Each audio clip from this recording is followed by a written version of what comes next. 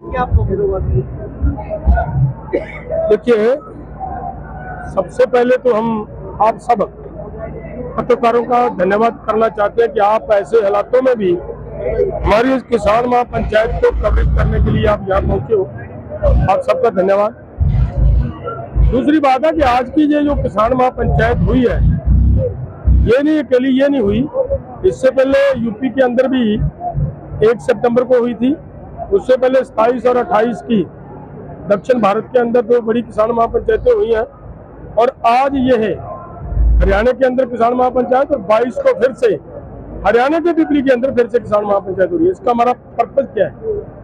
हम ये चाहते हैं कि हमारा ये आंदोलन पूरे देश के अंदर पूरी ताकत से, क्योंकि ये डिमांड है जो ये केवल पंजाब और हरियाणा की नहीं है, ये डिमांड है पूरे देश की डिमांड है और पूरा देश इस आंदोलन के साथ जुड़े।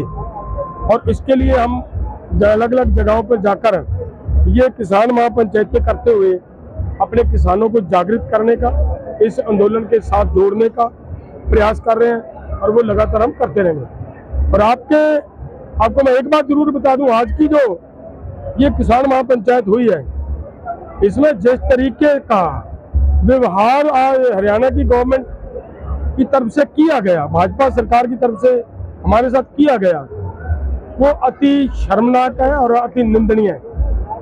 क्योंकि एक तरफ तो हमारे प्रधानमंत्री जी और इनके वक्ता अलग अलग स्टेजों पे ये बात कहते हैं कि ये तो सरकार ही किसानों की है, किसानों के हित की बातें करती है। वो बात मैं नहीं करता, जो इन्होंने आज तक किया वो तो अलग बात है। अगर उस पर अगर बात करेंगे तो कहीं पे भी कुछ नजर नहीं आएगा इनका किसानों के लिए कुछ किया, उल्टा किसानों के खिलाफ फैसले लिए गए।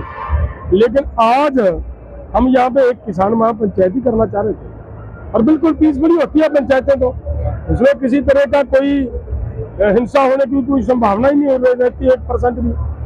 और इसको भी किसानों को एकत्रित ना होने देना, और यहाँ तक इतनी बुरी बात है कि गुरुद्वारा के प्रबंधकों को ये बात कही गई कि आपने इन लोगों को खाना नहीं खिलाना, खाना नहीं बनाकर देना, ये सबसे बुरी बात है।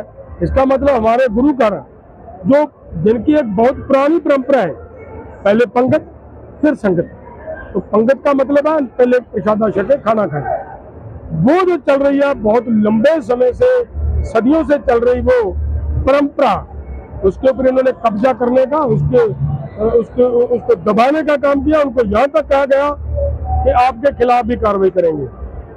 और मैं ये कहूँ, आज कई जगहों पर इन्होंने दोबारा सीमेंटेड बैरिकेडिंग करने का प्रयास किया। तो मैं तो मानयोग हमारी सुप्रीम कोर्ट, मानयोग हाई कोर्ट को ये कहना चाहता हूँ कि भाई आप देखिए ये क्या कर रहे हैं, इनके खिलाफ तुरंत एक्शन लेना चाहिए सरकार को। और मैं इतना ही कहूँगा और बाकी बात चुनाव हरियाणा में है तो उसको लेकर क्या रणनीति है बीजेपी सरकार? देखिए, हमारा चुनाव से कुछ लेना देना नहीं है। हमारा पर्पज केवल अपनी डिमांड्स के ऊपर अपने आंदोलन को और मजबूत और तकड़ा करना है। लोग इसके ऊपर क्या रिएक्शन देते हैं, क्या रिजल्ट आता है, वो लोगों के रिएक्शन के ऊपर आएगी बात। लेकिन हमारा प्रयास ना चुनाव के अंदर किसी की सपोर्ट करना है, ना किसी का विरोध करना है। सभी किसान पंचायतों में हमारा एक ही एजेंडा है कि हम अपने आंदोलन को और मजबूत करना है। लोगों के पास हर सरकार की नाकामियां, उनकी जो हमारे खिलाफ की लिए गए फैसले, वो लोगों के सामने रखना हमारी एक जिम्मेदारी बनती है। एज ए किसान फार्मर लीडर वो हम रखने का प्रयास कर रहे हैं। लेकिन मंच से कहा गया जैसे कि 5 तारीख को जो वोट डालने जाना है तो किसानों को कहा गया है कि नहीं, ये बात तो नहीं कहेंगे हम, ना कही है।